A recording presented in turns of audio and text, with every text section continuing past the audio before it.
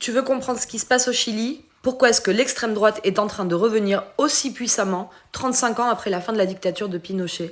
Reste avec moi 3 minutes, tu vas voir, tout est lié.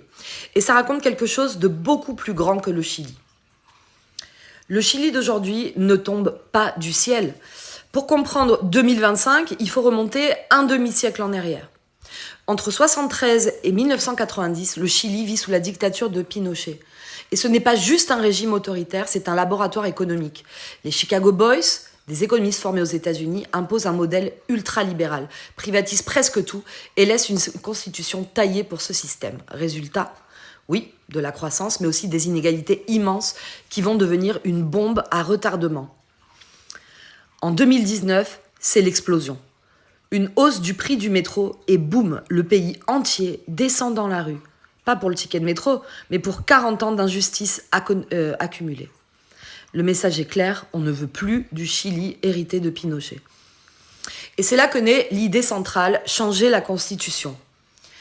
En 2021, Gabriel Boric, d'extrême gauche, est élu, le président le plus jeune de l'histoire du pays, le symbole des manifestations. Il arrive avec une mission historique, refonder le Chili. Un premier projet de constitution très progressiste est rédigé par l'extrême gauche, il est rejeté. Un second, plus conservateur, rédigé par l'extrême droite, est rejeté aussi. 2 tentatives, 2 échecs et un pays encore plus divisé qu'avant. Et pendant ce temps, inflation, insécurité, violence, blocage politique, le gouvernement s'essouffle et la confiance s'effrite. Et là, l'extrême droite attend son moment. Elle se présente comme l'ordre, la sécurité, le bon sens, la stabilité que Boric n'a pas réussi à apporter. Et ce discours populiste, en période de fatigue sociale, ça fonctionne. L'élection 2025 confirme tout ça. Au premier tour, c'est la candidate communiste qui arrive en tête, Janet Jara avec 26,8%. Mais juste derrière, José Antonio Kast d'extrême droite avec 23,9%. Et si on additionne l'extrême droite, la droite et le populisme, on dépasse largement les 50%. Le Chili est officiellement coupé en deux, comme les États-Unis, comme une partie de l'Europe, comme partout où la polarisation explose. Et donc ce qui arrive au Chili, c'est une pièce du puzzle mondial. Le Chili n'est pas juste en train de voter, il est en train de choisir quel pays il veut devenir.